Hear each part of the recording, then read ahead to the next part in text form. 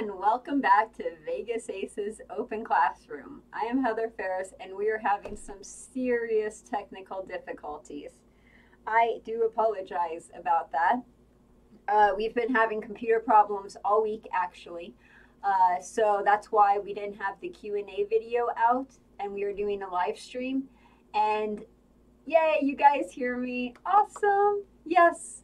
Yeah, we've been having serious technical problems. We were trying to get a second camera in, so we were going to do the two camera thing again.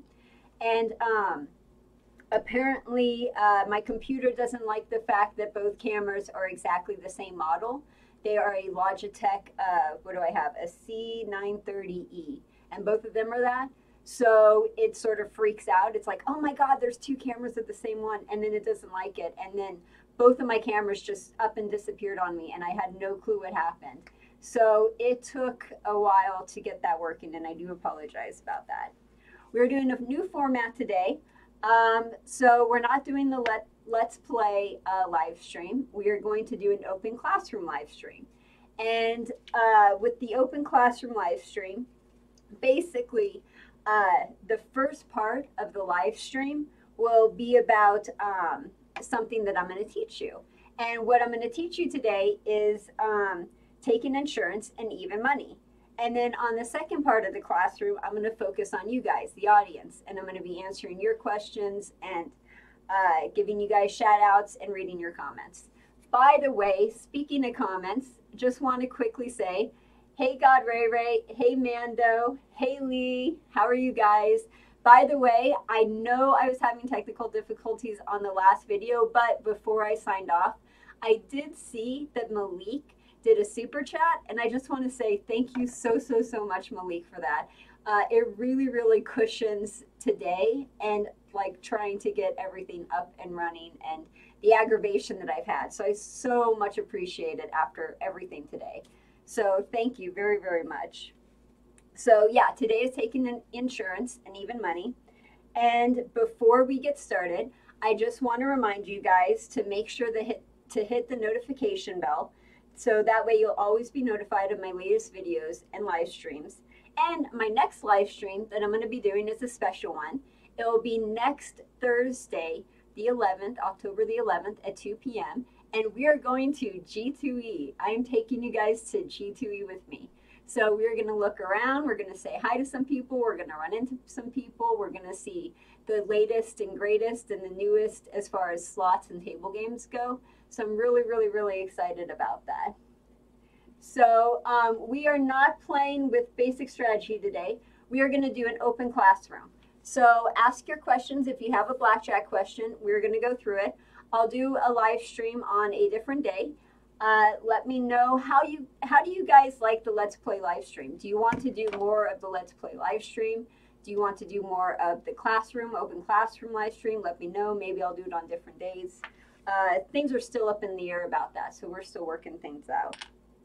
But yeah, so one other thing that I want to go over before we start is if you need a website, or if there is anything that you're doing where you need help with a website. I started a business because we needed to have a team and I had to sort of pay for the team. So we have a business now, and part of the business is we make websites for people. So if you need a website, email me at heather@vegas-aces.com. Again, heather@vegas-aces.com, and I will help you with your website. Also, I am currently creating a services and packages page for all of our services and products and that type of a thing. So that will have everything up there, what we do, the pricing, what is included, everything will be up there. And I'm currently working on that. So we'll have that up as soon as we can. Cool. Ha, awesome. I love it. Very cool. So again, Malik, thank you very much for the super chat. If you guys want to tip your dealer, go ahead and hit that super chat and go ahead and donate a few dollars. Any help is much appreciated. Also, you can show your support by becoming a member of Patreon. We also have different levels that you could choose from as far as rewards go. And it's the start of a new month, October. So what we're doing is we're having a goal for the new Patreon subscriptions. So our goal for October is to have 5 new Patreon people subscribe or join. So we're really hoping that that is something we can reach by the end of the month. And we are moving up in the world. Any membership level counts, even $1. So become a Patreon member today. Also, I want to give a shout out to our newest member, Todd H. Just joined in September. I swear to God I could talk today. So I just want to give a shout out to Todd H. for being our newest Patreon member. Okay, let's get to your questions and let's start with this thing.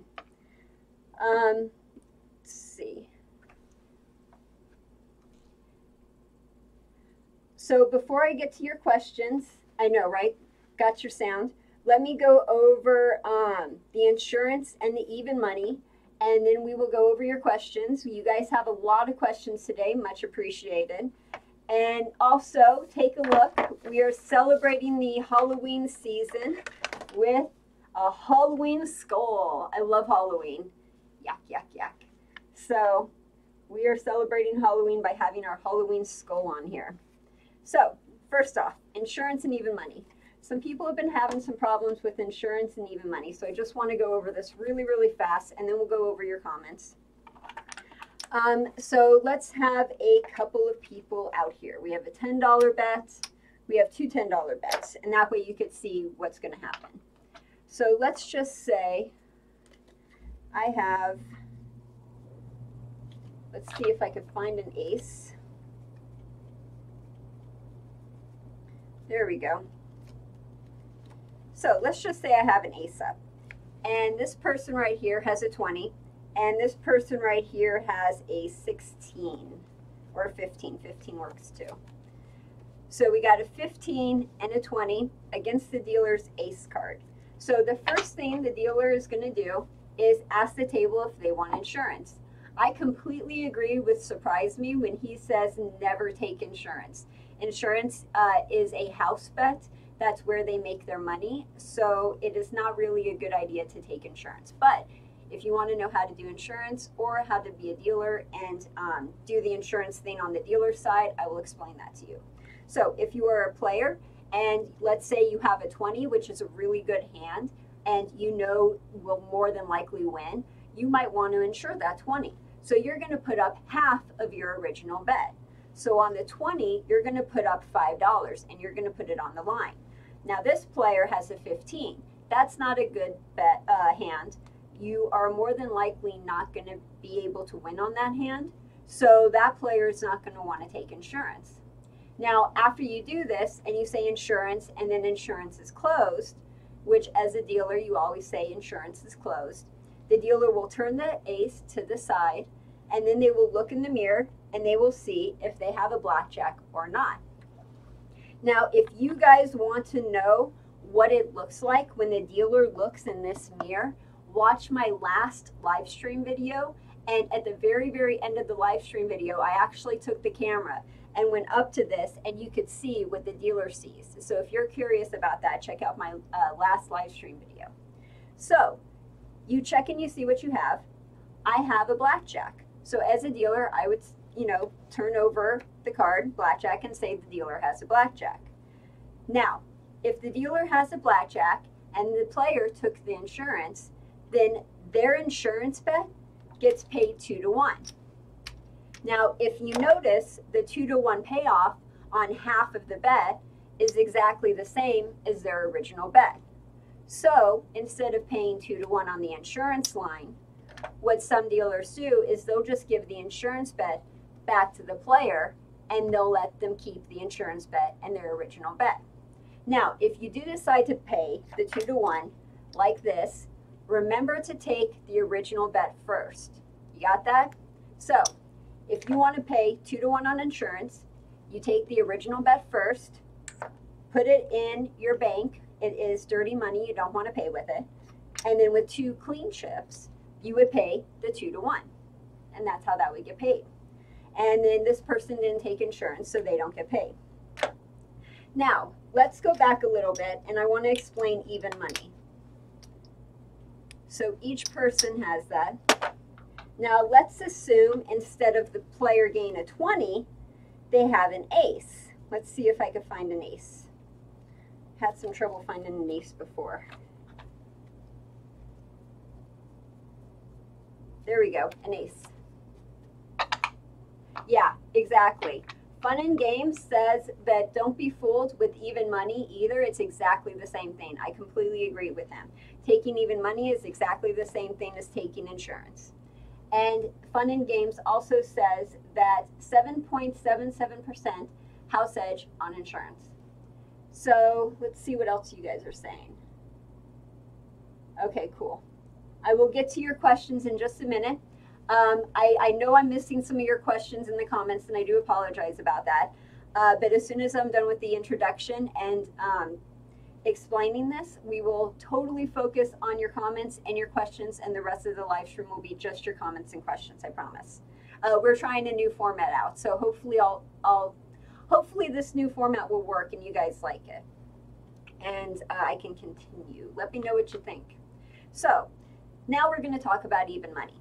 The player has a blackjack, and they think the dealer also has a blackjack. Now, if they do not take insurance, then if the dealer has a blackjack and they have a blackjack, the hand would push and nothing would happen, right? So what the player might decide to do instead is to take insurance or even money, which is exactly the same thing. Now, even money is you ask, I say insurance, this person has a blackjack. After I say insurance, I'll ask this player, would you like even money? And they would say yes. And you would give them $10 for their $10. Now, normally on blackjack, they would get paid $15 for that $10. But that extra $5 that they do not get paid goes to the insurance. And the house takes the $5 for insurance. And that's why they get paid even money. So that's why even money is exactly the same thing as taking insurance. That's exactly what you're doing. Now, if you do not take insurance, if you do not take even money, and let's just say, for example, that the dealer does not have a blackjack, then when they flip it over, they would pay the 3-2 on the blackjack. So the player would get an additional amount. And that is the difference between even money and normal insurance, as well as paying insurance.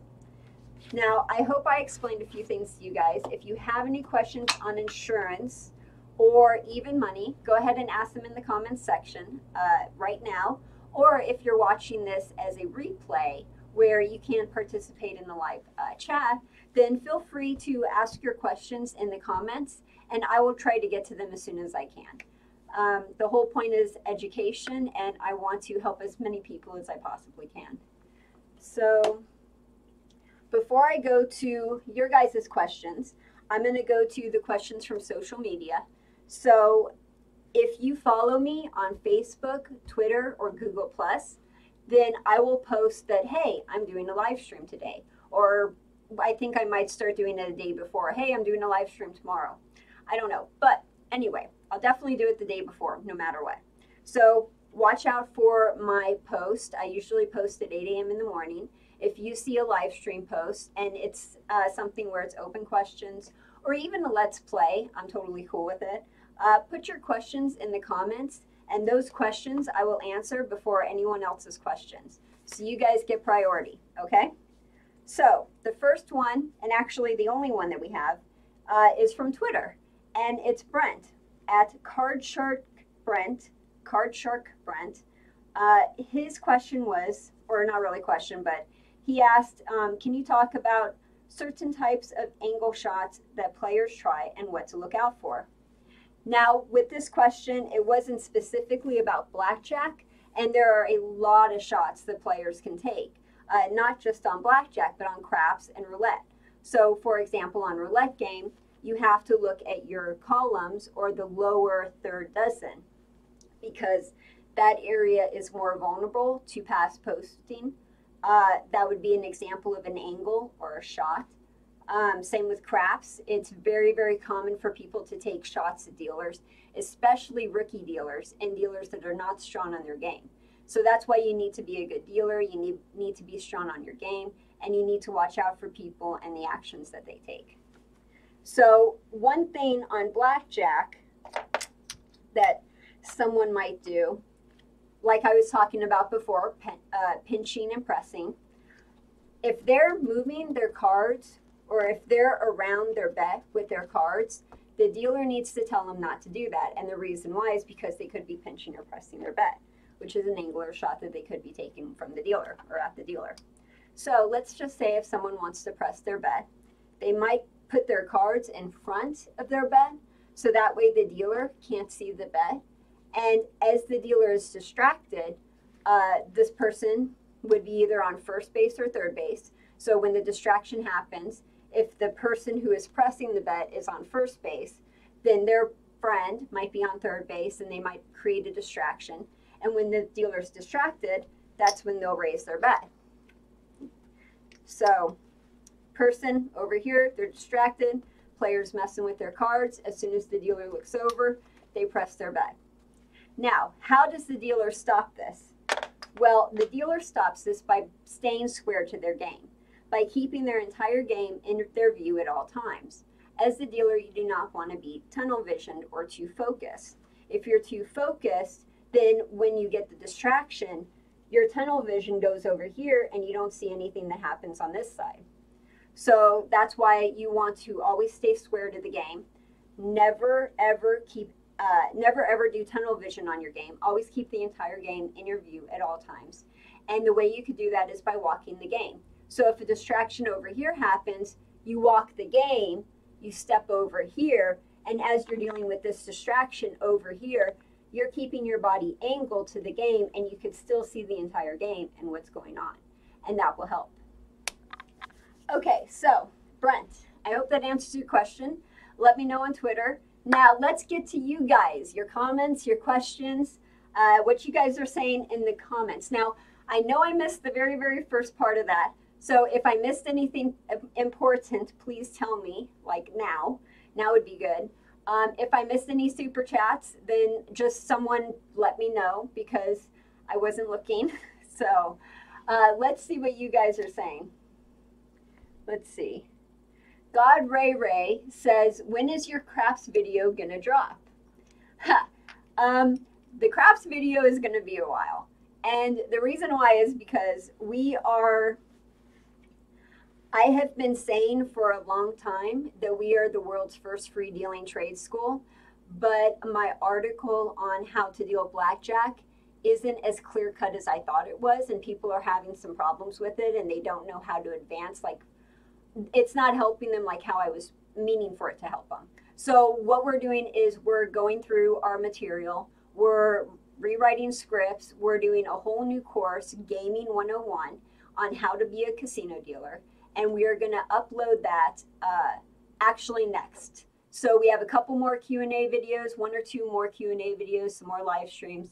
And then hopefully, if things work out, I will start uploading new videos on the Gaming 101. So that will be the new series that comes out. And craps will be after that series is over. So that's why it might be a little bit longer. We are a small team of people. There's only 4 of us here. And we are trying to get everything done that we can get done. Not only are we doing YouTube, we are also like working with clients and doing work for them. So we are trying to get everything out as fast as possible, but some stuff is going to have to wait. And we really, really do appreciate your guys' patience on that. Thank you so, so much for that. She's the blackjack queen. Ha! Yes, I do blackjack a lot, don't I? Especially since my new mirror. I got a new mirror. I'm so excited about having a new mirror on my blackjack table. I think I've been like overly excited and we've been doing more blackjack than normal. Fun and Games says, new dealers confusing surrender signal. Wait. New dealers confusing surrender signal for hitting is pretty common. Some of the more seasoned dealers even make that mistake as well in fast-paced games. Yeah, that's true. Okay, good point. So what Fun and Games is saying right here is that sometimes the dealers, especially if they're dealing fast or if they're rookies, they can sometimes confuse the hit symbol or the hand signal with the surrender hand signal. Now, if you were on a game, let's say this is my bet and I want to hit it, I would scratch the table like this. If you want to surrender, you would do that.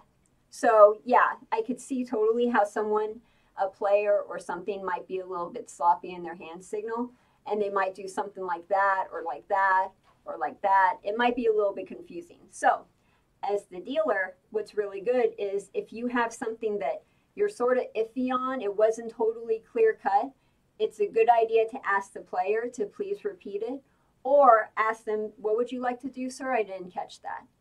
There's nothing wrong with that. And it's always good to have a clear cut signal, especially for the cameras. Dealers should walk off the game. I've seen a dealer walk off the game before. Yeah, totally. God Ray Ray asked, can you deal poker Vegas aces? Yes, I can deal poker. I was a poker dealer at the Sahara for a while. Sahara's sort of bust now, but I did deal poker for a while. However, I got out of it and went back into blackjack because it was not one of my favorite games to deal. I enjoyed doing the table games more often. Plus, with poker, one of the things I didn't like about dealing poker is the breaks were really weird. Like, we didn't have the normal breaks that you have with table game dealers like blackjack. And with dealers, you keep your own tips. So if it's a really slow day and you're getting a lot of breaks, you're not making as much money. So that was one thing I didn't like very much about that. But yes, I did deal poker. Hey, Jose, how are you? Thanks for saying hi. Good to see you. Thanks for making it. Let's see. Movie maker JJ Casino says, it takes years to be proficient at dealing craps. I dealt a 25-cent game in Reno, which helped in paying a bigger units in the higher limits in Vegas. Movie maker is absolutely correct. It is very, very difficult to be proficient in craps. Usually when you're a dealer in craps, as a rookie, from the time you begin to say 2 years later, it would take 2 years just to become a decent dealer, not even a good dealer. That's how complicated craps is. And there's so much to know, especially as a dealer, because you have to think about pressing and the different bets that you could do and the different payouts. And there's a lot to it. So it takes a minimum of 2 years just to be decent. And the good craps dealers are usually craps dealers for 20 years or more. It's just a very difficult game. So if you are new at craps and you're not getting it, or you're a little frustrated, don't worry. It is totally normal. It is totally natural. You will get it. Do not worry. It just takes a while. It takes a few years, but you will totally get it. Huh. Anyone here double down on blackjack? I have not doubled down on blackjack, but I have seen people double down on blackjack. Yes, people do actually double down on blackjack, and more than you think. It wasn't like a once-a-year type of occurrence. It was more like people would double down on their blackjack probably 2 to 3 times probably once a month. I would say people would double on their blackjack about once a month when I was dealing table games. So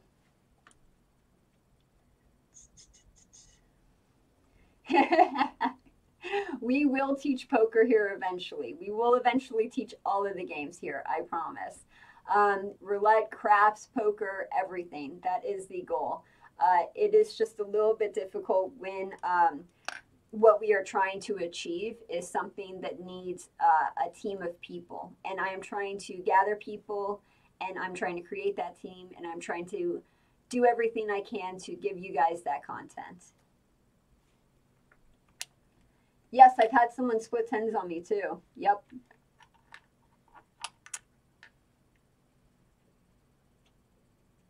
God Ray Ray, when you say, okay, so God Ray Ray says, can you go over conversions on roulette? Are dollar conversions the hardest to do on roulette? Now, when you say conversions on roulette, what specifically are you talking about? Could you give me an idea? Because the normal conversion on, say, blackjack, where you convert, so let's say on blackjack, the player has a ton of red, and he's playing $20 a hand. The dealer would give him $25 like this, and he would take $1, and that's converting.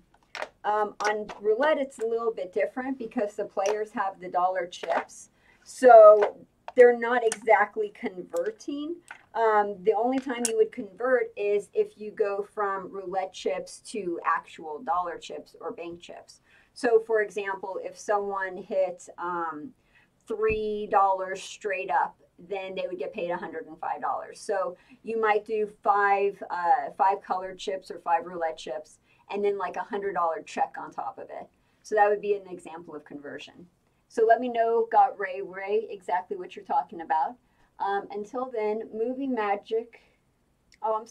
Maker says, at craps, the players blame the shooter. At blackjack, they blame the dealer. Yes, that's exactly correct. Fun and games, I have no idea why your message was retracted. Hopefully you deleted it. But sometimes Facebook is a little weird and, you know, they delete messages.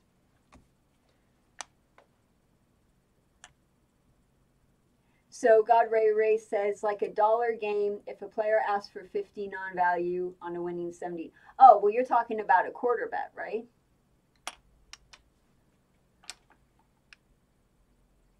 Oh, you're talking about that. Oh, I got you. Oh, okay. I gotcha. Yeah, so that's just like what I was talking about before. So, for example, with God Ray Racing, if you were doing dollars, let's say you were doing dollars and the player wins, what was it? $75. And they ask for a $50 non-roulette or non-value chips on a winning 75 bet game. So what would that be? $50 on 75. So you would do 20, let's just say, I know I don't have enough chips for this, but let's just say this is $25. I know I really don't have enough money for this. Anyway, we'll just say this is $25 in ones on roulette, and then you would do 25 on top. So 20 or 50 on top. There we go. That's 75. Okay, so paying 75. The whites right here are the dollar roulette chips that aren't actually like checks. They're roulette chips, and then the $50 actual bank checks would be placed on top of the roulette chips. And then when you pay the player, you would pay it like that. And that would be a good example of converting. So just when you convert, you have to know what the total is. If you are not very good at math, that might be a little difficult. God Ray, let me know if I answered your question, okay? With the both examples. Yeah, although with the $5 one, I didn't exactly give you an example, did I? We'll do that real quick. So $3 straight up, it wins, pays $105. You'll put the $5 out there in the roulette chips, the non-value chips, and then you'll give them $100 straight up check. And then there's your 105. Okay, let me know if I did that and answer your questions okay.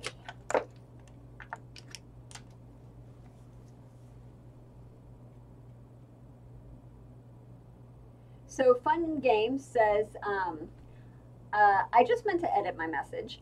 I just try to say that I don't enjoy poker because it's harder to get away from players if they're being belligerent, since poker players tend to last longer on the table.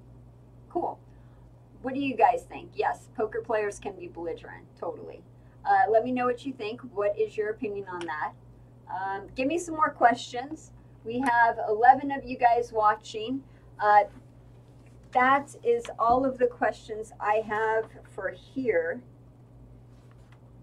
And I believe I updated you guys on everything. So if you have any questions, put them in the comments. Let me know what you think of this open classroom live stream. Also, let me know what you think of the Let's Play live stream. There are 2 totally different live streams, but I'm giving them a shot. Let's see. Awesome. Glad I answered your question, God Ray. Ha! Yes, blackjack players are not very polite either. Basically, if you're losing money, you're going to be pissed. When is it appropriate to step up your bet if you are winning? If you're winning money and you're on a streak and you just keep winning, then definitely raise your bet. And a good story about this. So I was on Blackjack. It was a $5 bet, and we had this old woman in her 80s or 90s who didn't play Blackjack very much, but she wanted to play. So she was betting $5 on there, and I gave her a Blackjack. Pay $7.50. Okay, fine, whatever. Next hand, she gets another Blackjack. Next hand, she gets another Blackjack. Next hand, she gets another Blackjack. Shit you not. So everyone on the table after like the fourth Blackjack is like, raise your bet, raise your bet. You should really raise your bet. You keep getting all these Blackjacks, you should raise your bet. Oh, no, I'm not going to raise my bet. $5 is fine. It won't happen again. Next hand, she got a Blackjack. Next hand, she got a Blackjack. Still didn't raise her bet. What are we on? 6 Blackjacks. Next hand, again, and next hand, she had 8 freaking Blackjacks in a row. 8 Blackjacks, one right after the other. And she played $5 every single time. And everybody at the table was just aghast. And they just could not believe it. I even had players over here asking if they could put money on her bet, which my floorman didn't allow. But everyone just couldn't believe it. And she just would not raise her bet at all. So that is why if you are on a streak or something where you just keep winning, raise your bet. That's always a good time to raise your bet. Now, there is something called progressive losing where you raise your bet every time you lose.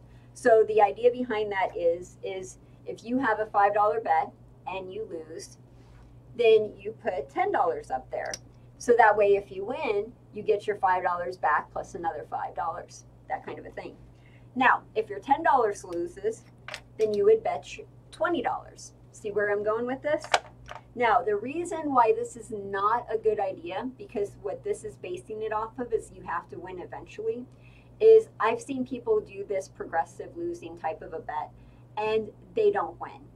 And I've seen people lose in the millions with this. Yes, millions. We had a high roller. He was playing this way. It was like 1,000 loss. He would go to 2,000 lose, go to 4,000 lose, ended up losing over $1 million. So yes, he was playing with higher amounts, but you get to the point where if you are on a losing streak, you just run out of money. So if you do want to do the losing progressive betting system, then what I would suggest is you have a cap. So you say, okay, I will keep doing this system, and then once I get to 50 or 100 or 200, I'll bring it back down to the original bet, and we'll start over.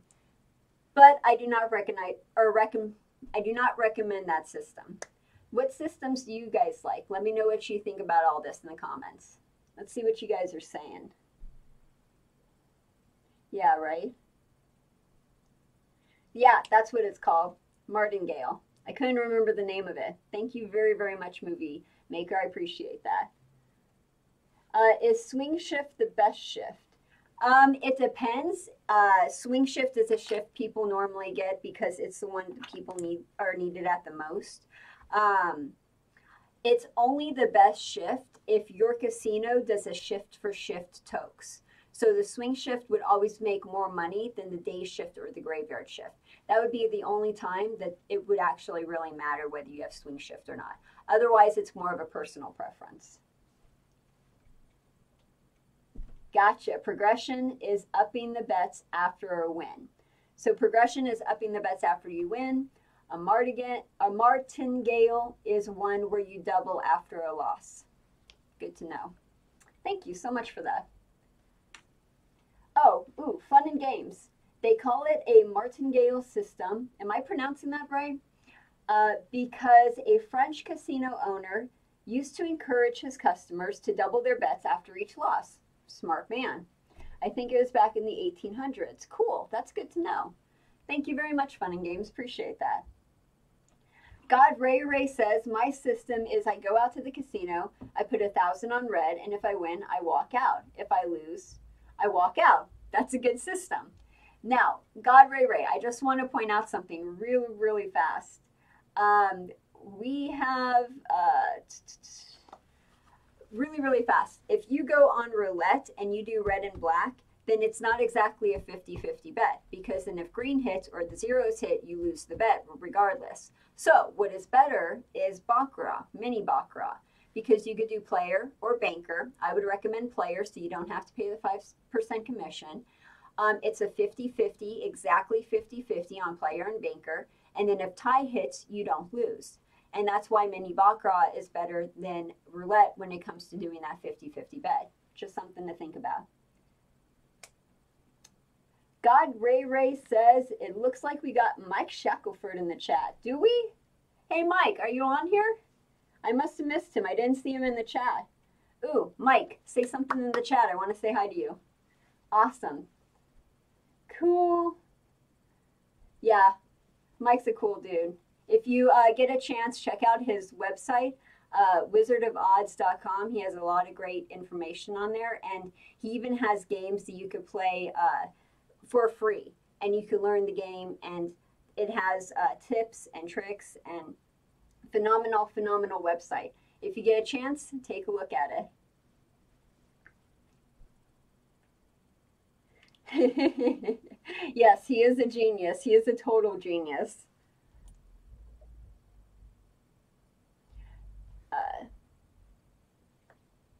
UHF Vidiot says, I prefer tipping when leaving or when the dealer gets tapped out.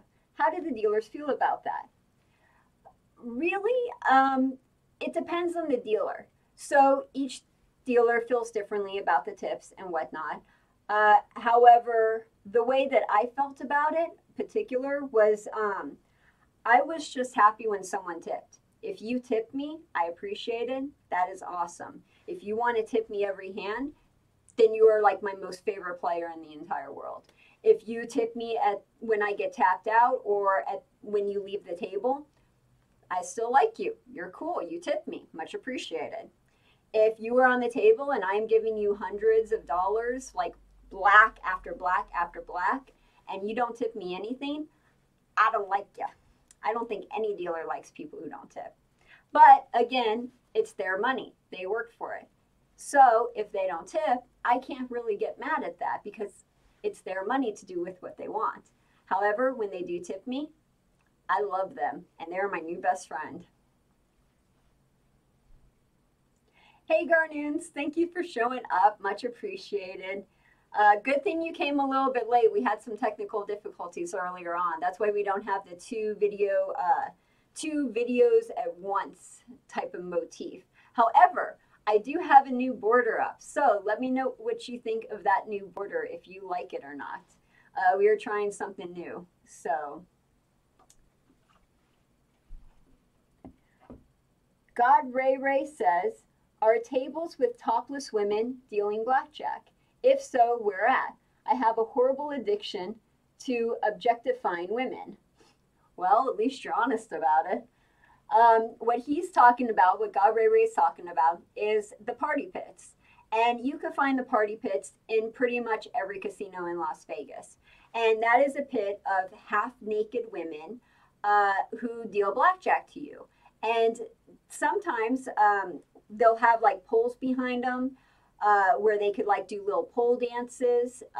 Over at the Hard Rock, they have like these fabrics that go across the ceiling, and then they do, you know, flips and spins and turns and acrobatics and everything on the ceiling for 20 minutes. They have like these really amazing costumes that are like brassieres or whatever, and lingerie type costumes, and all of them look so gorgeous. So pretty much you could find that at any casino. You could find that at the Hard Rock, the Caesars Palace, downtown. Maybe not so much the locals casinos, like say Sam's Town. I don't know. I'd have to go to Sam's Town and look, but I'm pretty sure the last time I was there, I didn't see a party pit. But again, just depends on the tables. So have you been to a party pit? Let me know what you guys think of it. Which one did you go to? And yeah, what do you think of it? It's also sort of the same as those party pits that they have in the pool, where the dealers are wearing the bathing suits and they're actually in the pool and they're dealing blackjack in the pool. So sort of the same idea. Rio, yes, the Rio has the bikini ones. Garnoons, we are not playing the game today. Today is open classroom. So we talked about insurance and we talked about even money, and I went over that for a little bit at the very beginning of the video. And then the rest of the episode is talking with you guys, answering your questions, seeing what you guys have to say. And then the next live stream that we're doing will be an event. I will be showing you guys around G2E. And then after that, or maybe in between, not sure yet, we will be doing a Let's Play live stream. So let me know what you guys think about all that. Let's see. Party pits oftentimes have worse rules than the main floor. Yes, they do. Normally, their blackjacks pay 6 to 5, and they're not very favorable to the players. But they figure that they don't have to bring players in with their good rules and their good, say, for example, 3 to 2 payoff, because they have the women there, and the women are what bring people in. Yay, I'm glad you like the border garnoons. Awesome. Yes. The skull is for Halloween. Halloween is my favorite holiday, so that's why we have the skull on the table. I'm celebrating the whole month of October. I love Halloween. It's my favorite. Party pits are infested with 6 to 5 blackjacks. Yes. So you will get a worse payoff with a 6 to 5 blackjack at a party pit than you would 3 to 2 on a normal game. But again, they are attracting people with the women, and they think that the people that they attract do not care about the rules of the game. And for the most part, they're right. Would you ever consider working at a craps section of the party pit? I don't believe there is a craps section of the party pit. I think the only party pit that I have seen has had blackjack on it, I believe. Now, for the people who've gone to party pits, let me know if all of the games are blackjack. I'm pretty sure they do not have craps. I'm pretty sure they do not have roulette or baccarat or pai gow. They might have carnival games like blackjack switch or 3-card poker, but that would be it. Let me know if I am wrong in the comments, or if you've seen, say, party pit craps, for example.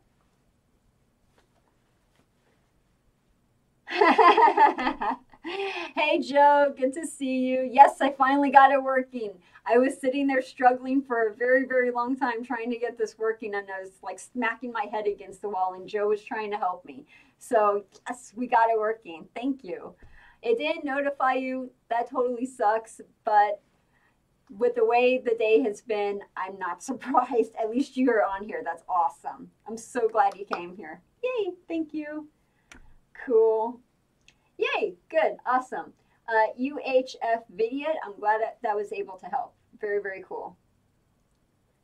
Hello. Hey, Project Phoenix, how you doing? Skull? Yes, Halloween. What are you guys going to be dressing up for Halloween? I love Halloween. Do any of you guys do the haunted houses? I love doing those haunted houses. They're a lot of fun.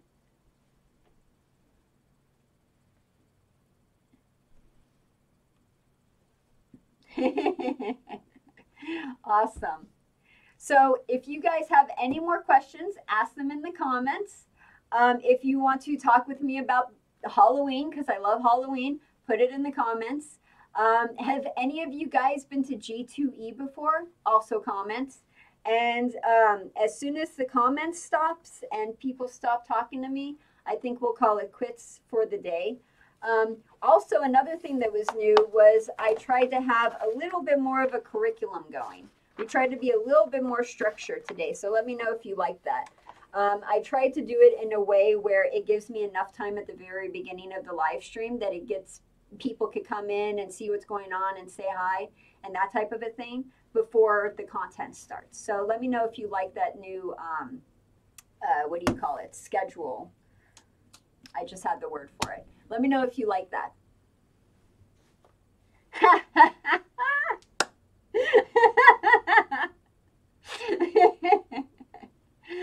Ellie said that for Halloween he's gonna be naked.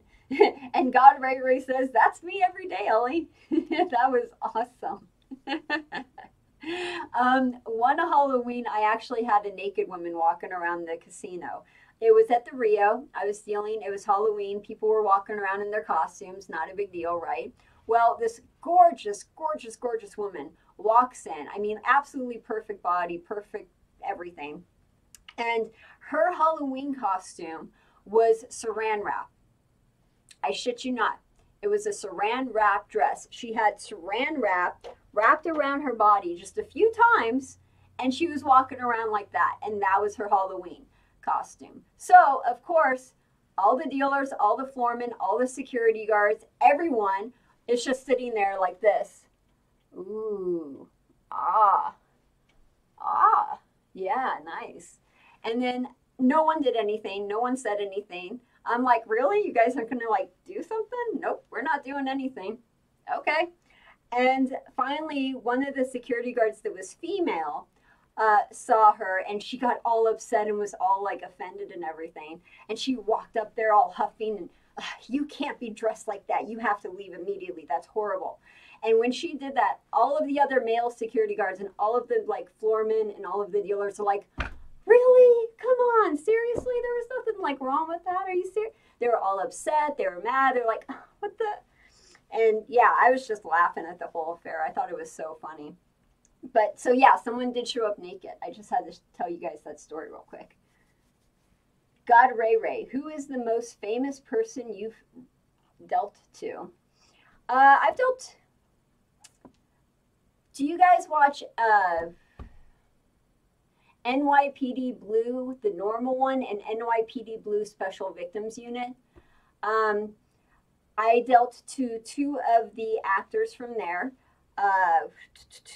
Richard Beltsar was one of them when I was working at the Westin. That was actually a pretty cool story. I'm working at the Westin, and all of a sudden, there's this little toy dog right under my feet, right below me, sniffing at me and running around me. And he's running in the pit and out of the pit and, you know, all around the casino. And it's just this little toy dog that's just so cute.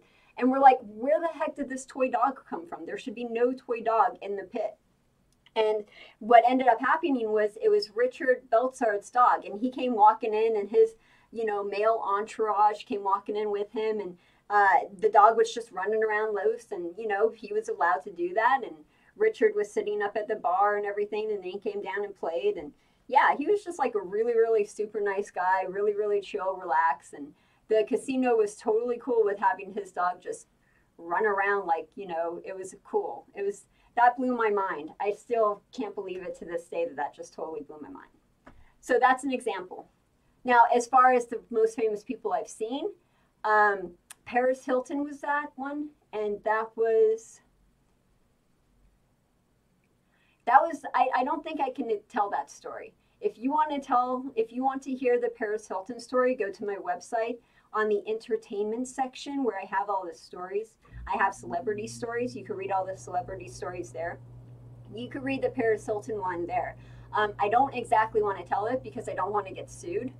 It was not a very flattering story of her. Oh, I know I missed a question. Whatever question I just missed, go ahead and write it again and I'll get to it. I'm so sorry I missed that. Let's see. Vidiot says, I played 3-card poker at Planet Hollywood, the Party Pit in December 2016. Fun atmosphere. Awesome. I am not reading your comments. Cool.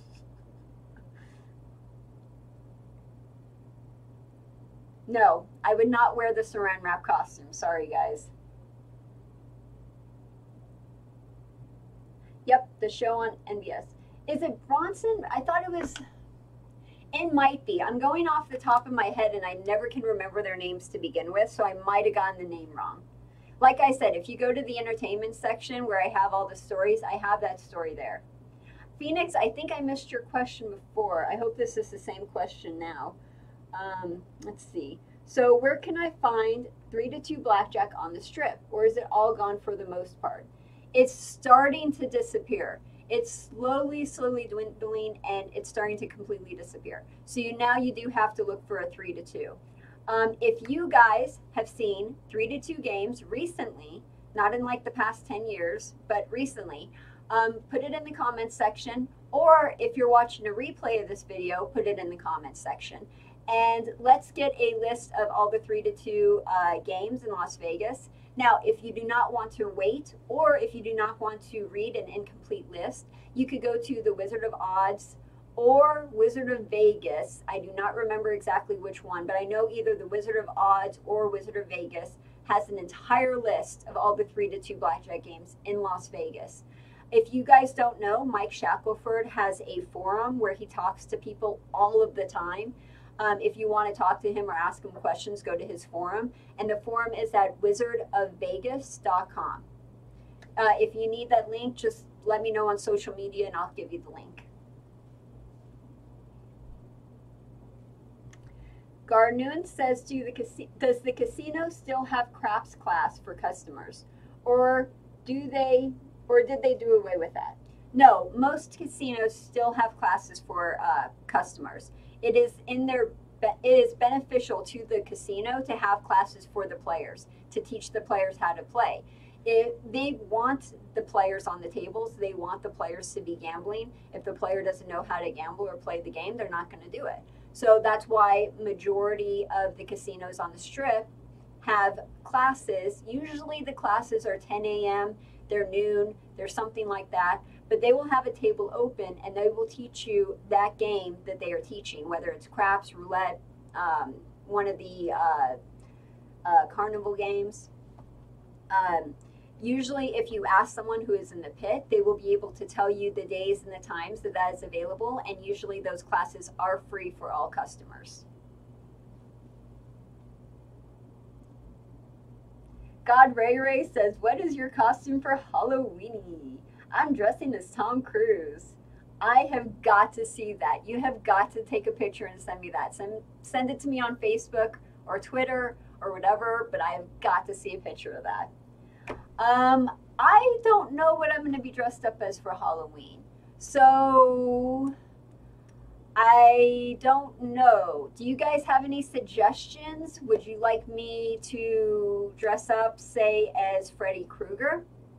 Would you like me to dress up as, oh, what do women dress up as? Those stupid, sexy nurse or sexy cat, or I don't know. Those women costumes always have sexy in the middle of it or on the front of it or whatever. Do you want me to dress up like that? Or do you want me to totally go like gore and do zombie where I'm like totally like, you know, actually Halloweenified?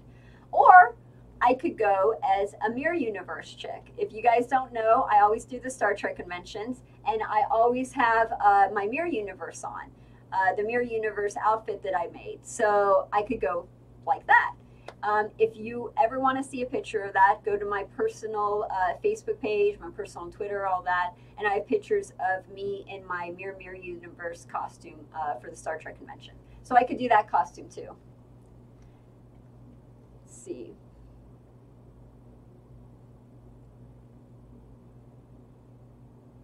Did you enjoy your, God Ray Ray says, did you enjoy your experience as a dealer? Yes, I did.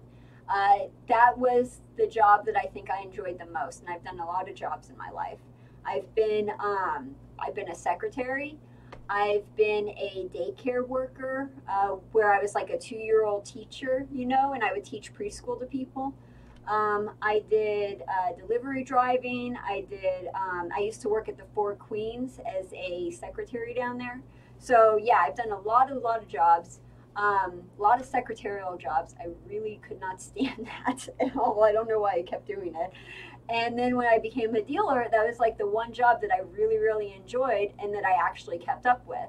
Where instead of like transferring from job to job because I just hated it, I actually stayed at jobs for like a long period of time and I really enjoyed it and I loved everything about dealing. I really loved that job. Yes, there are some bad stuff to it, but there's some good stuff to it, and it really just depends on perspective.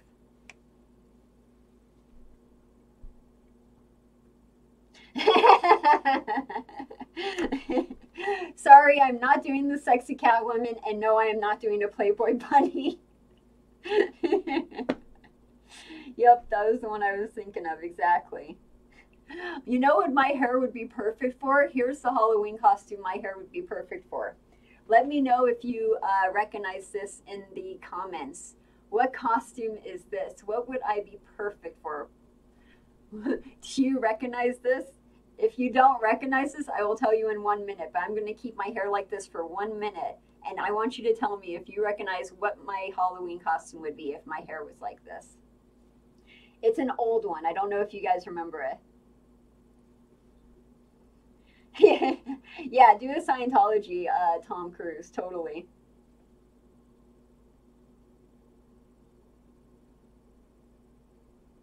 Not the Wendy's girl. The Wendy's girl is like this.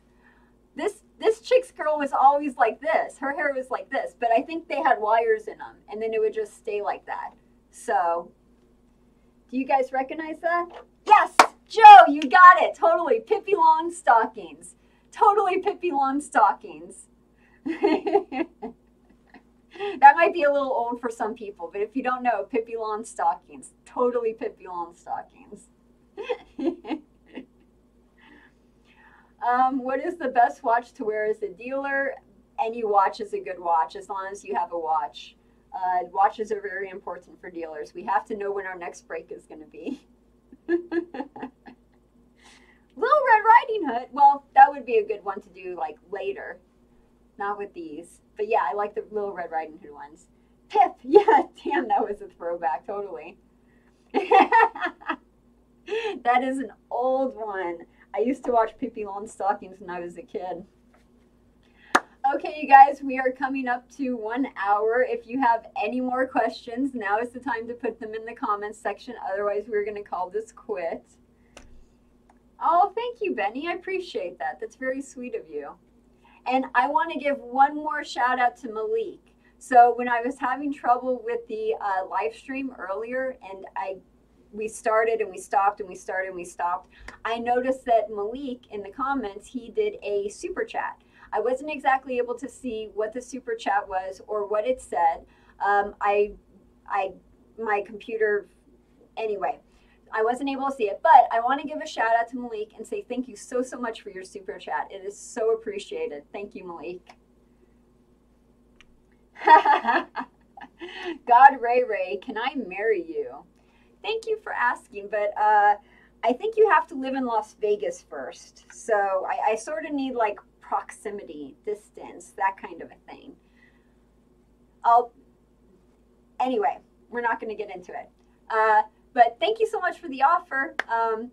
Yeah, cool. Can I marry you? I think that's the first time anyone's asked me if they can marry me on live stream.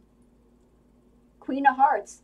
I used to be a Queen of Hearts. In high school, we did a play, and I was in theater in high school, and we did Alice in Wonderland, and I was the Queen of Hearts for Alice in Wonderland. And I used to do a lot of artwork and drawing, and I still do some artwork and drawing. But I would do a lot of Alice in Wonderland drawings because I was really into that, like super into that. In Vegas, what is the standard for the dealer to work before a break? So Garnoots, the standard that you would work on the table before a break is 1 hour. So the dealer would work for 1 hour, and then they would get a 20-minute break. Work for 1 hour, get a 20-minute break. Now, it depends on the casino. There are some casinos, especially in casinos that are not in Las Vegas, but say East Coast or, you know, in the middle of the country. What they do is there are some casinos where they'll have you on the table for 40 minutes and then you get a 20-minute break, 40 minutes, 20-minute break. Or I've heard of casinos doing an hour and 20, and then the dealer gets an hour, a 20-minute break. So they'll do an hour 20, 20-minute break, hour 20, 20-minute break. So it really just depends on the casino.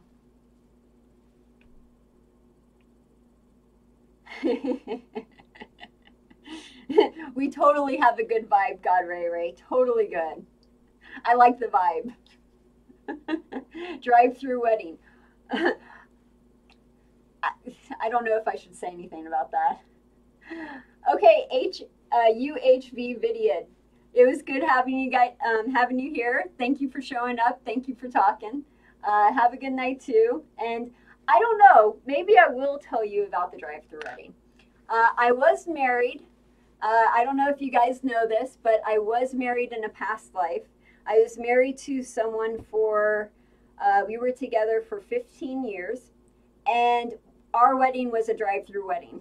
So I have done a drive-through wedding, a Las Vegas drive-through wedding in my life. That was fun. Phoenix says, are the frequent breaks needed to keep dealers sharp and focused? Also, are dealers a part of workers' union that other hotel workers are a part of? That's a very, very good question, Phoenix. There is no union for dealers in Las Vegas. We have one union, that's the TWU, but it's not a very strong union. I think we only have it in one casino where it's an actual contract signed type of a thing. The casinos have done a lot for union busting. They've tried really, really, really, really hard to not get the union set up here. Now, we already have a union in Las Vegas. We have the Culinaries Union, and that's for all the cooks and, you know, the culinary union. But we, the dealers, do not fall under that category, and they do not represent us. We have the TWU instead. It's a really big mess. If you go on my website to the articles page, and if you go down to, I think it's dealers tips, or it might be in depth. I think I have it in the in-depth section. And I have an article that is the dealers tip controversy at the Wynn. And in that article, I talk all about the unions and what goes on in Las Vegas and the union busting, and talk a lot about that. So if you want to know more about unions, just go ahead and read that article. And the reason why dealers need the breaks, it's not to stay sharp and focused, although that is a good thing and it does happen, but that's not the reason why we have breaks. The reason why dealers have breaks is so we don't kill our players. We need time to go and like de-stress and relax, so that way we don't like reach across the table and like strangle them. That's the reason why we need breaks. Also, another reason why we need breaks is you stand on the table for an hour. You need to have some time for your feet to relax. You know, you need a 20-minute break after standing for an hour. So that is another reason why dealers have breaks. But mainly it's to keep them from strangling their players.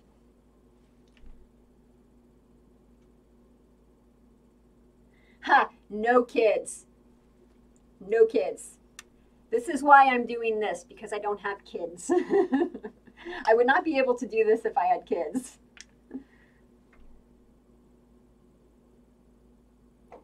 I agree with you, Phoenix, totally. Okay, so Garnoons asked, for a new dealer, what can one expect for pay at a dump like Jerry's Nugget? So for a brand new rookie dealer, what they can expect for pay in Las Vegas at a place like Jerry's Nugget or something similar is they can expect a base pay, which is usually minimum wage. And in Las Vegas, our minimum wage, I believe, is $8.75 an hour. Some other places, I think it's still at $5 or $6. And then they get tips on top of that. So in a break-in house, for example, Jerry's Nugget or the El Cortez or something similar, the dealers can make anywhere from $20 per day in tips to $50 per day in tips. And if you want to know the exact amount the dealers make in tips, you can always go to my resources page on the website. And I have the World Toke Board for a lot of places in the world, America, a whole bunch of places. And basically you could go in there and you could choose your destination and you could see how much dealers are getting paid in tips at the casinos. So I hope that answers your question with that. Let's see. God Ray.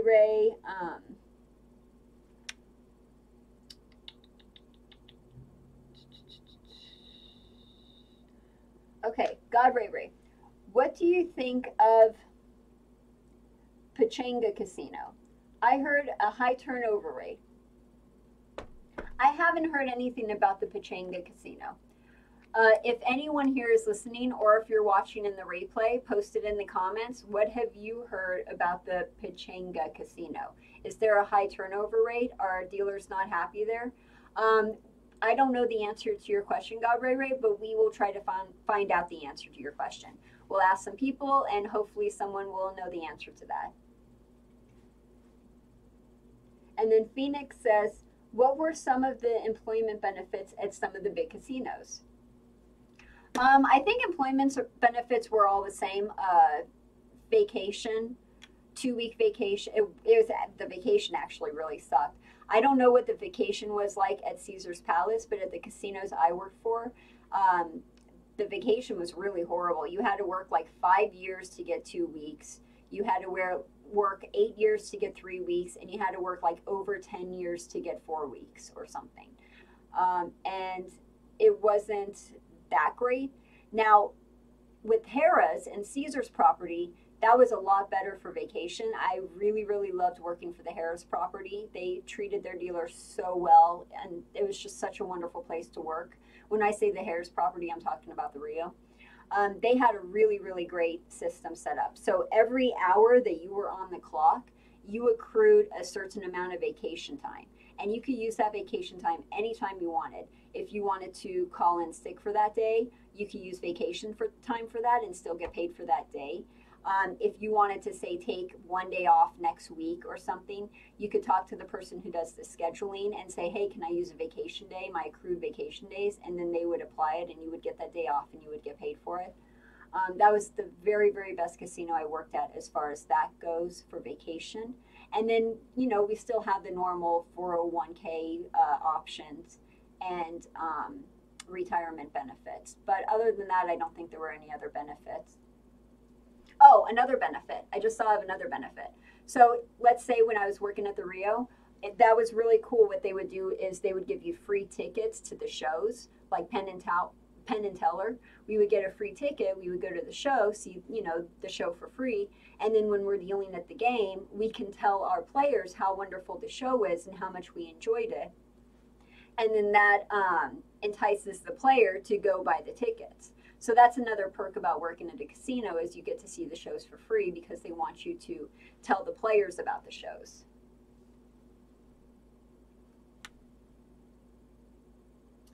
Okay, Garnoons. Back to unions. I'm a dealer in the Midwest. The entire casino staff is union. We pay $50 a month for union dues. The union here is very ineffective. It seems like a waste of money. Garnoons, what union is that? Do you mind me asking? If you could tell me. Yeah, unions are not as strong as they used to be. They're really not strong in areas where they were never at, you know, to begin with. And we've never, as casino dealers, have had a union. So that makes sense why there are not very many strong unions out there. If you are in a union, tell me your experiences and what you've had to go through.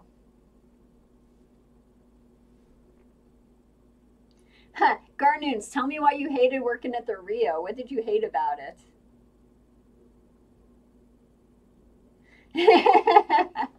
God Ray Ray. Hypothetically speaking, Heather, we worked at the same day shift in. If we worked in the same day shift in Vegas, would you go out with me? This is actually a really good question. So if I was on the same shift as someone else and I really liked that person, we could not officially go out or be married or anything like that. You would actually have to have that under wraps. You wouldn't be able to tell the casino about that. The casino does not want two people who are in a relationship like that to be working on the same shift. So that's why they usually split it up. So that way, if they are the two people who are working together, if they are working at the same casino, one person might be working on graveyard, one person might be working on day. Or one person might be working on day, one person might be working on swing. So you're actually not supposed to work together if you are in a relationship like that. Hi, Jane. Hey, you're late, but hey, at least you showed up. Thanks for showing up.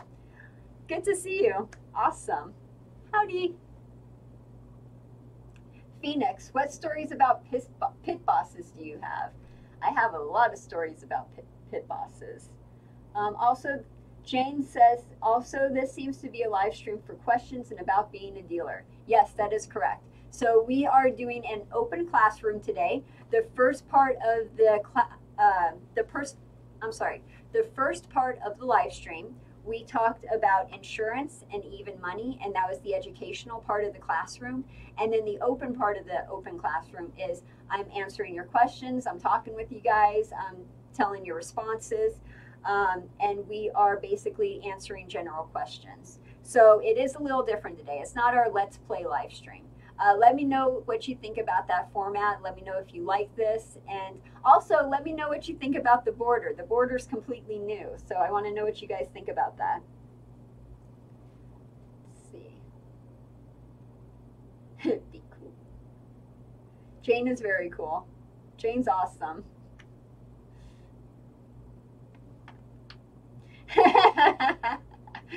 Phoenix, why do all pit bosses seem to look the same? Middle-aged guy with a beer belly and greased slick back hair. Well, remember that the person hiring him is the casino manager, and when people in high, powerful positions are hiring other people, they tend to hire people that are exactly like them, which is why you get so many of the same looking floormen working. But we are seeing a difference. We are seeing more female floormen, and we are seeing just more variety, thank goodness. But yes, I have noticed that. You walk in the Las Vegas casino, you walk around and you just see the same floormen over and over, and they all look the same. Well, we like to keep it low key.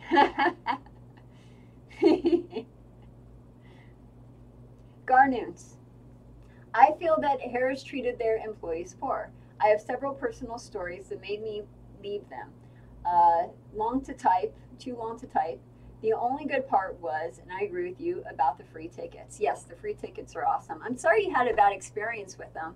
That really sucks. It's never good when someone has a bad experience with an employer.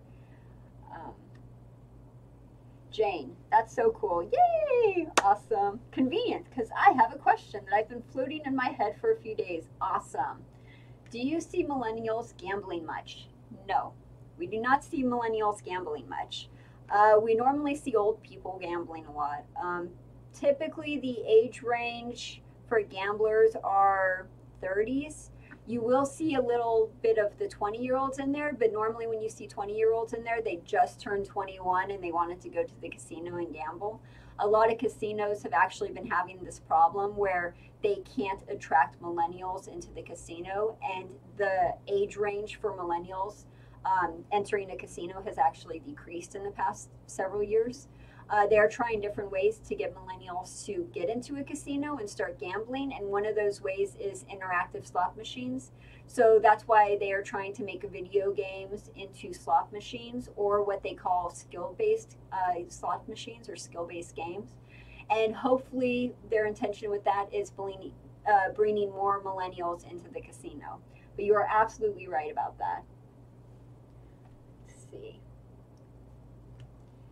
Phoenix, do the female pit bosses also have beer bellies?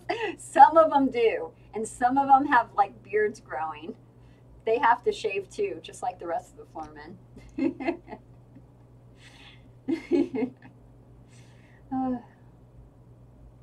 Yeah, there aren't too many people of that generation who are interested in gambling. I completely agree with you, Jane.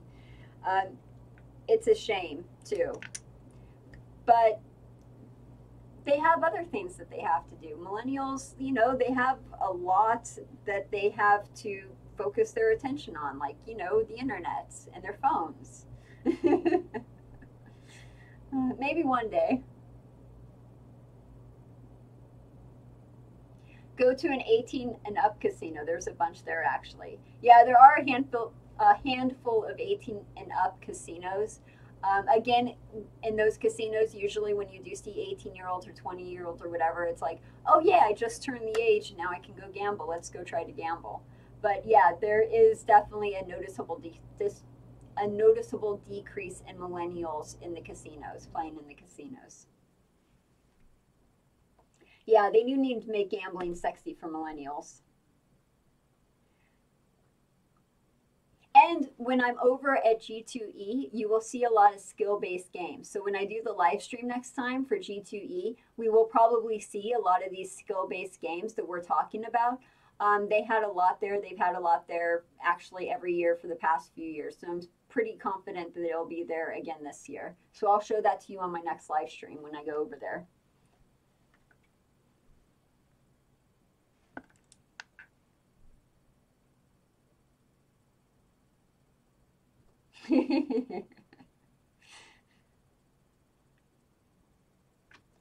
Garnoons, do you think gaming like video roulette and video blackjack on their iPhone will draw them in and maybe develop an app for them? I don't think so, and the reason why is because the only people I normally see playing those apps that you're talking about, either the slot machine apps or the roulette apps or the blackjack apps, normally the people I see playing that are people who are 80 years old, like really old people.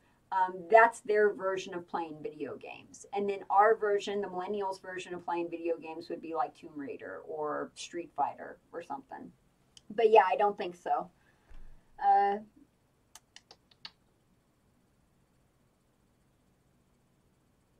It is. I agree with you, God Ray Ray. God Ray Ray says millennial should really be a dealer to make more money for college. It's not a bad idea. I completely agree with you. This is a fantastic way to make money to pay for college. You do not need to have a degree. You do not need to have a certificate. I will teach you. I will help you. I will help you in the casino. So you do not have to pay for the trade school. And then with the good money that you make dealing at a casino, you could pay to go to school. And that's what a lot of people actually end up doing. Very, very good point. Jane says, how do you think we'll fix that? Because gambling is fun as heck. I think one of the ways that Las Vegas is trying to fix the millennial problem is esports. You will notice that they are trying to focus a lot more on esports, especially, say, the Luxor, where they have a whole new esports arena. I'm actually a member of the Esports Alliance, where we are trying to get it to be more prevalent, esports, especially in the gaming world.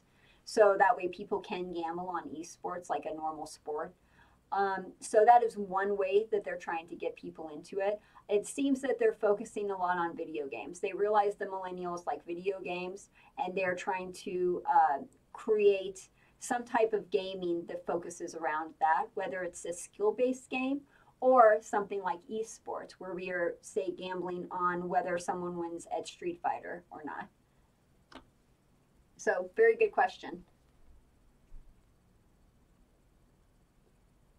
I don't know how poker's doing with the millennials. Yeah, definitely good for college. Let's see. I agree with that. Phoenix says the thing about gambling is that the millennials see it as a way of losing money. Poker is seen as an old person's game. It's just a clash of culture. I completely, completely agree with that. I would rather pay $60 and play a video game that would last me, say, 100 hours or 80 hours than spend $60 at a blackjack table that will last me 15 minutes. And I think a lot of millennials feel the same way. My nephew is actually going to be a dealer, and he's 19, surprisingly smart millennial. God Ray Ray, if he needs any help learning, I would be happy to help your nephew. Yes, it is literally the best job you can get without a degree, and especially for making money. You can make a nice amount of money with this. My kids are too religious and won't touch casinos. That's a good thing. That's a really good thing. Goodbye stripping for college. Hello dealing for college. Well, you know, if you're working at the party pit and you're doing the pole dancing and you're wearing that lingerie, I mean, it's close. It's just you have a table, you know, between you and the customer. It's almost at that level. Almost. Garnoons, any thought on what to do to avoid burnout? Should be able to bet on esports in sportsbook. Okay, don't get the second part of your question. No, wait, I do get the second part of your question. Okay, sorry. So should you be able to bet on esports and sportsbook? Yes. We do believe that you should be able to bet on esports in the sportsbook area, but unfortunately at the moment you cannot do that. They're trying to get it so that way you can do it. That is part of what the Esports Alliance is trying to do, and that's what I'm a member of. We are actually working with casinos, the very top tier, you know, top echelon members of the casino, and we are trying to get it where people can bet on esports in the sportsbook section like they would, say, on football. So yeah, we are trying to do that. And any thoughts on what to do to avoid burnout? Perspective. It is so hard to avoid burnout when you are a dealer. The first few years are the best, and they are the most fun and amazing and just awesome. And then after that, it starts to get a little old. It starts to get a little, you know, repetitive. You start to fall asleep at the table because you've dealt that blackjack game a million times. what you could do is you could change your perspective and you could see it as, okay, I've dealt this game a million times. I don't have to think about dealing this game anymore. Now my job is I come to work and I talk to people all around the world and I have fun with them, or I entertain them, or something like that. Ask them questions, ask them about their lives, focus on those people. But there are people out there who get jaded and they deal with angry customers, they deal with gambleaholics, alcoholics, rude, nasty, horrible, vicious people, and they get really jaded and they ended up hating their job. So you will see it's more than a handful. You will see a good amount of dealers who are jaded and really hate the job. And it's just because of the people that they've had to deal with. It's a matter of perspective. Yes, there are assholes out there, and there are people who are going to be mean and rude and horrible, but there are also people out there who are fun and enjoyable and amazing and just a wonderful, wonderful conversation to have. So it really just depends on your perspective. So what do you think casinos will, oh, I'm sorry, Phoenix. When do you think casinos will allow weed to be smoked inside now that Nevada has legalized it? It might be a while. I don't think they're going to allow people to smoke weed in the casinos for a good long time. And the reason why is because part of the law for weed, yes, weed is legal here in Las Vegas, but part of that law is you cannot smoke it in public. Doesn't mean people follow it. I walk my dog outside and I smoke it, or not smoke it, I smell it every day. Same with the casinos. Like, you will be in a casino and someone will be at your table smoking it, or they'll be at a slot machine smoking it. So yeah, the law says you're not supposed to smoke it in public, but that doesn't mean people actually follow it and they smoke it anyway. People don't really enforce it. I've never really seen anyone enforce it. And if they do enforce it, it's usually because they're offended by it. But yeah, technically the law says you're not supposed to do it in public.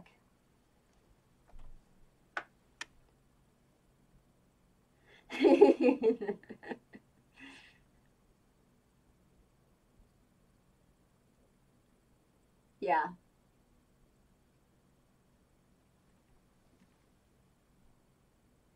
exactly. God Ray Ray says, I use the rude people as fuel and laugh at them at the end of the day and stay positive. Keep things positive. That's a good way of looking at it, God Ray Ray. I like that. That's a good perspective. Phoenix says, would a private property such as a casino be considered public?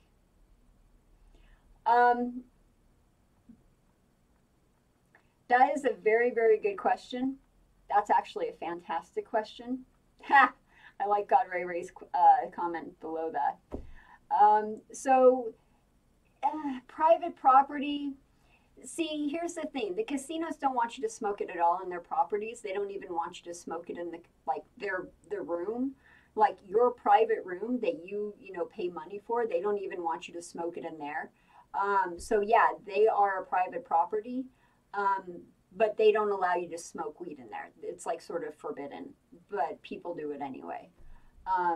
It wouldn't be considered public. I guess public places would be on the street, in the park, outside, just basically anywhere people can see it or smell it.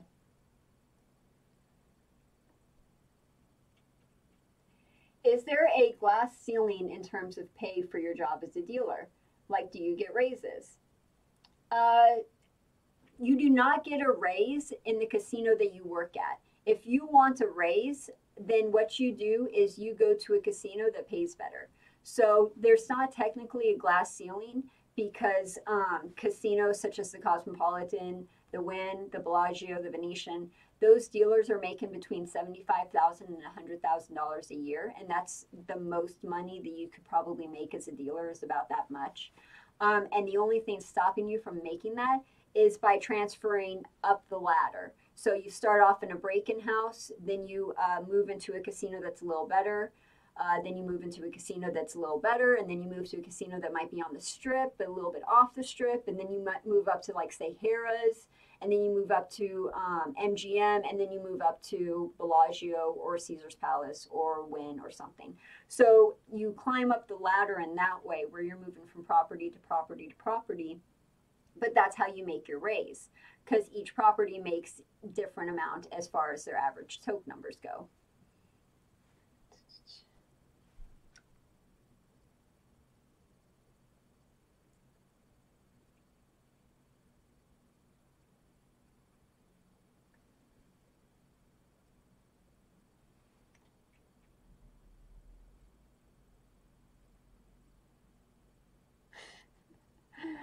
God Ray Ray, no, I do not have a favorite Phoenix movie.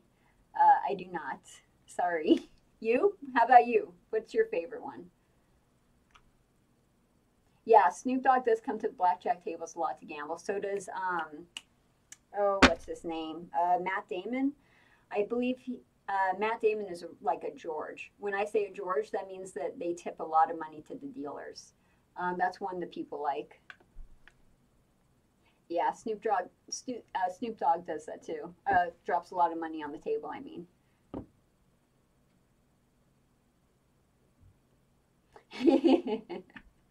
Yes, I agree. Okay, so we are done for the night.